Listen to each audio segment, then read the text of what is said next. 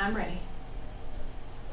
Hi, I'm Meredith at the VC Tutoring Center, and today I'm talking about how to do Punnett squares. So to start, you need to understand a few facts about genotype. Genotype is the actual letters of code that make up a specific trait, and the traits contain alleles. Alleles are either going to be dominant or recessive. If it's a dominant allele, that trait will show through. For example, if you have either purple or white flowers, and purple flowers are the dominant,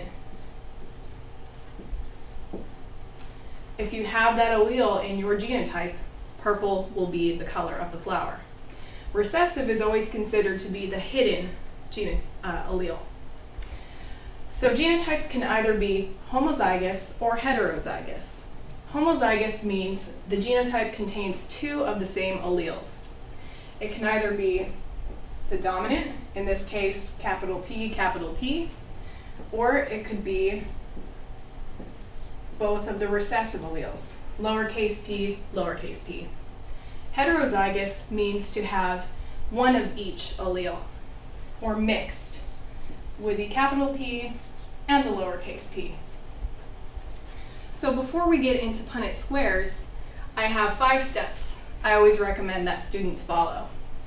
The first thing is to make sure you define your alleles for the trait that you're dealing with. So again, in this case, I've already done that. Purple, the dominant, is going to be the capital P, and white, the recessive, will be the lowercase p. The next thing you have to do is make sure you determine the genotype and gametes produced by each parent. So in this case, I'll say we have one parent that is homozygous for purple, so capital P, and I'm going to cross it with a recessive white parent, lowercase p, lowercase p. Now, to find out your gametes for each parent, only one allele from the parent's genotype will go into that gamete. So the dominant purple parent will have 2 gametes, one with each a capital P. Same thing for the recessive parent.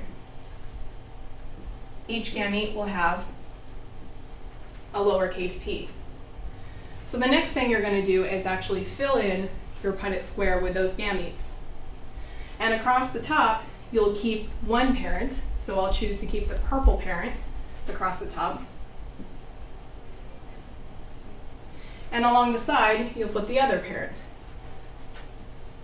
In this case, the recessive white flower.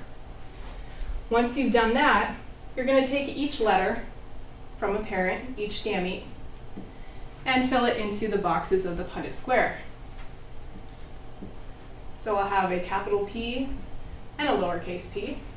Over here, capital P, lowercase p, capital P, lowercase p, capital P, lowercase p. And at this point, you'll usually need to determine the phenotype and genotype ratios of your offspring, all the individuals in each of these boxes.